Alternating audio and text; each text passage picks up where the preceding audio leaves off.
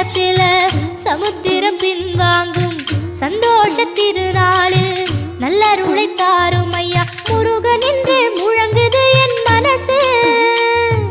கடலை போல உன் கருணை பெருசு. உப்பு காத்து ஊத காத்து சுத்தும் கடலுக்கரைய பார்த்து சத்தியமா கோயில் கொண்ட சுப்பையா எங்க குப்பத்துக்கு குலவிளக்கு நீ ஐயா. திருச்செந்தூர் ஆண்டவனே வேல் முருகா தினம் உனக்கு நன்றி சொல்வோம் மால் மருகா.